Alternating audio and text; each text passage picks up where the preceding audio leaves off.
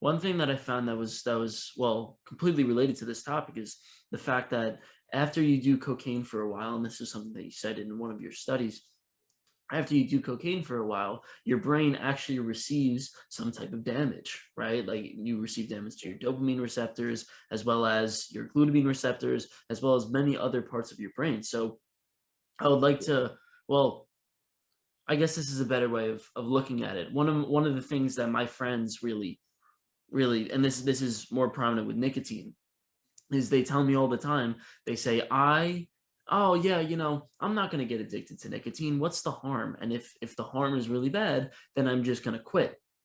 And my argument back to them is, well, even if you get addicted for a little while and then you quit, then you're still causing more damage to your brain every single day. So I would like for you to give a convincer, right? A little convincer argument as to when you're taking cocaine, when you're doing Yeah. nicotine, what exactly is it that what harm are you causing to your brain? Well, first of all, it's not even just the brain that's affected. There's all kinds of systems that are affected by these drugs. Um, your cardiovascular, for example. So, Mm, a drug like amphetamine can increase blood pressure, increase heart rate. There are, and because it increases blood pressure, one of the things it does in the brain, even without thinking about neurons, is it interferes with blood flow through the brain. So it can actually cause mini strokes. mm, So you get certain areas of the brain that are where you have a rupture of the blood vessels, tiny blood vessels in the brain. And so there are areas of the brain that are now not getting the normal blood flow that they need, and eventually those areas will die off. I mean, and there are many cases of amphetamine addicts. Amphetamine was a big problem in the 1950s and 60s, and then it goes underground, it comes back up, and it goes underground, comes back up. So there are certain waves over time. But back in the 50s and 60s, when people first started looking at amphetamine addiction closely, they found a lot of brain damage, actually dead areas of the brain, mm. because addicts were taking so much drug, they're influencing the blood. It's true, there are other things that are happening too. So your receptors change. I mean, the brain is a plastic thing, right? It adapts, it changes based on your experiences. And so if you keep taking a drug that increases dopamine, for example, what's the brain?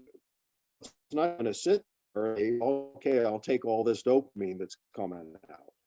No, it adapts. How does it adapt? Well, the receptors for dopamine will start decreasing because you don't need as many receptors if you have all this dopamine coming out, right? Mm. Because amphetamine is promoting it or cocaine is promoting it.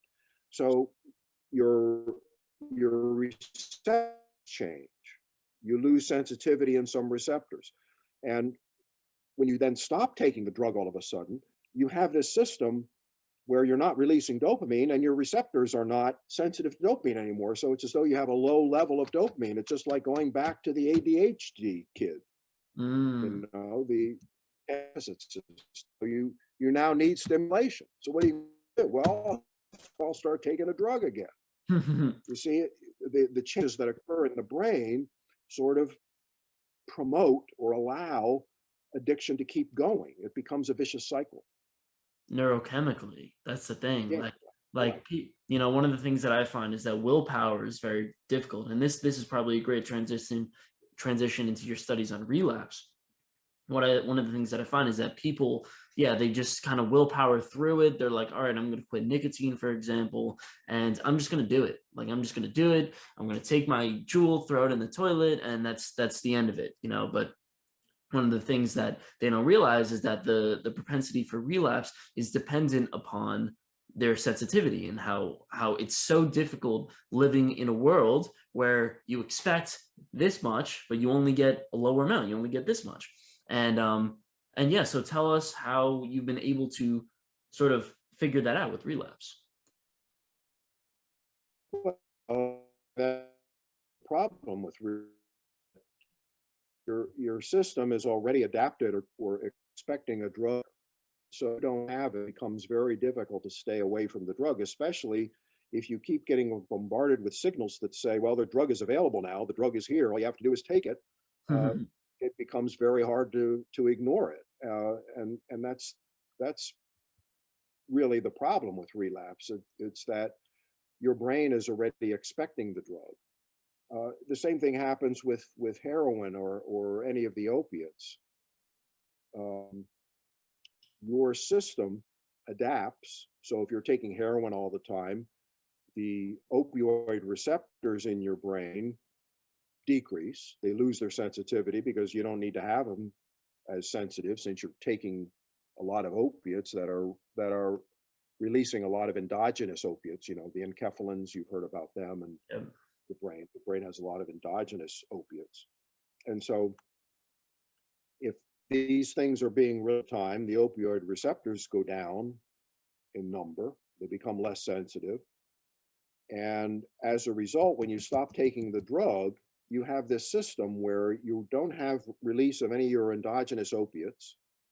Your receptors are less sensitive. And so you're going to be more sensitive to pain. That's one of the things the opiates do is decrease pain. So if you have a low level of opiates, you're going to be more sensitive to pain.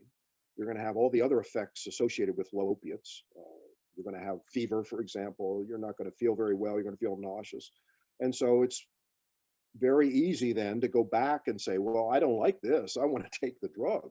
I wasn't this sick when I was on the drug. And so they go back and take the drug Yeah. because the drug is sort of substituting for what you have normally in your brain. So the brain has been adapting.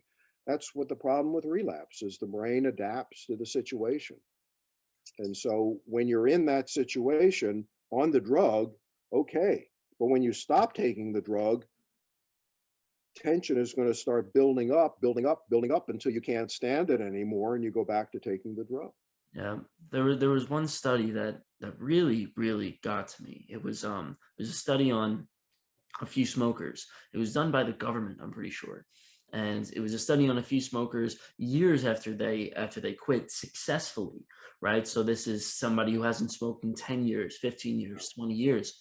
And they asked them, well, they put them in an MRI machine and they showed them pictures of nicotine and gave them smells of smoke and all these things. And they found that throughout the time from, I think it was like 5 years to 10 years to 15 years, they had them come in multiple times. Every single time their dopamine activation when smelling that smoke and seeing the stimuli was the same. It never changed. So for example, if you have 100 units of dopamine, it's going to be constant throughout the entire time. The only difference, and the reason why they were able to quit successfully, is that every single time they did that, every single time they came in successfully, their prefrontal cortex actually lit up more.